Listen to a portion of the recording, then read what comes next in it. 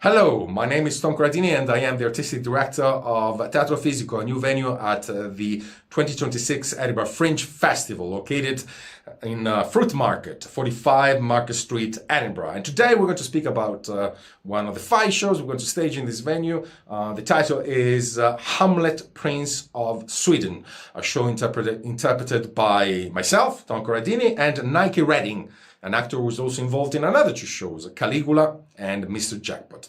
Hamlet, Prince of Sweden. Well, once again, this is a show I sort of toyed with the idea of writing in 2019.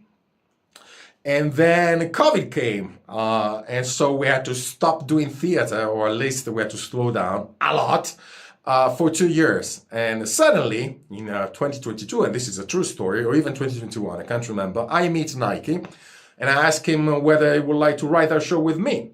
Also because he actually has staged Hamlet before, playing Hamlet himself.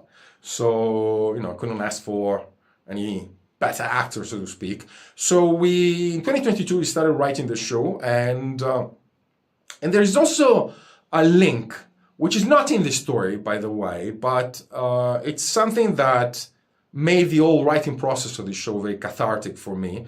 A link between what happened in Shakespeare's real life and what happened with our life as artists during COVID, because I guess the majority of people know, or if they don't, let me tell you about this, that Shakespeare had to stop writing for 2 years, or at least stop performing, who knows what he was writing during the period, for 2 years, as I said, because of the plague.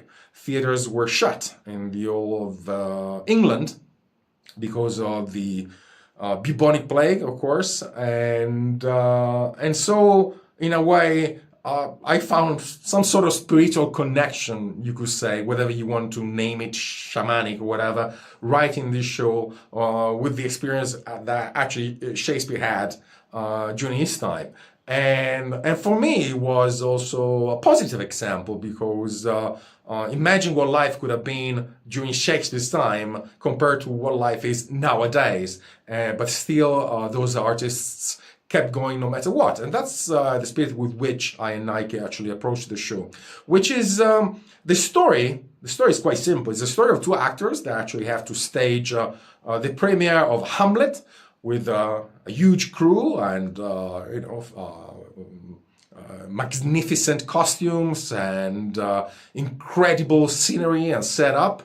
But something happens, the crew can come, and the 2 of them are stuck in this difficult situation. What are they going to do? Are they going to stage Shakespeare to the audience or not? And the whole show actually happens backstage, while the 2 of them are in panic mode, but in panic mode, so to speak, they find all these brilliant ideas on how to carry the show forward. The point is that while doing that, of course, there's a conflict between them, because I am the kind of older actor, he's young, he's the protagonist, and I am the understudy. Of course, I know the play very well, but I just get to see the play and never actually play it on the stage, which I guess develops some sort of grudge in favor of the main actor, who was played by Nike. I will not give you the names of the actor. That's on the stage. That's a big secret.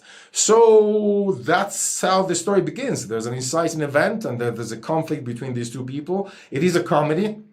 It is about Hamlet, but the objective is not to play another version of Hamlet. Actually, the objective of the show is to make people understand why Hamlet was written a particular way, what is still beautiful about the story of Hamlet, why, in a way, this story can still relate to what is happening nowadays. And I just told you the story, for example, of Shakespeare's life. And he also gives a sort of introduction, so to speak, or a view from the balcony on Shakespeare's work. Once again, like all the stories I write, you can find the text on Amazon. It is a Lecoq style physical performance mixed with prose, comedy style, and that was another challenge, transforming what is Shakespeare's greatest tragedy into some sort of comedy, but without losing the perspective that this work of art, that is to say Hamlet, is this masterpiece, is something that can be analyzed in a way, in a particular way, and but still, through the instrument of comedy. That's the message I want to leave you with. I'm not re-recording these presentations. They're really done on the spur of the moment. But yeah, I mean, the idea was to really take off the layer of Hamlet being like a heavy play, which is the kind of impression that is also transmitted to a lot of students, especially students studying English as a foreign language. And we did tour with the show a lot in Italy. I don't think we did France, but it's an honor to, of course, to come to Edinburgh. But really, there's some sort of heaviness attached to the story of Hamlet, and wanted to bring up the fact that it is something that still relates to modern life, because like it or not, despite the fact that we got AI, Instagram, social media, and whatever, the basic questions of us small beings in this gigantic universe are always the same: to be or not to be.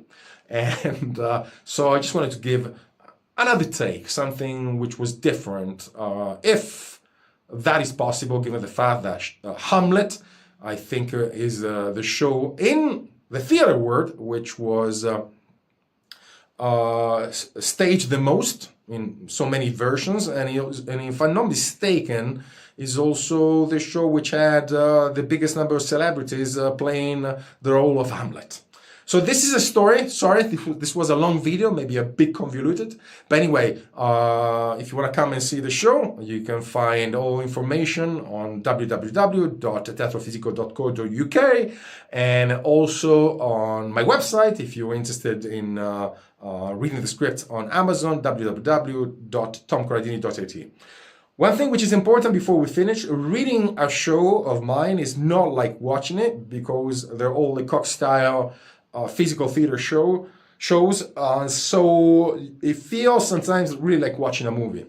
But I can't tell you any more about the show. I don't want to spoil it, of course. I just invite you to come and see it, and what can I say? Enjoy the Fringe.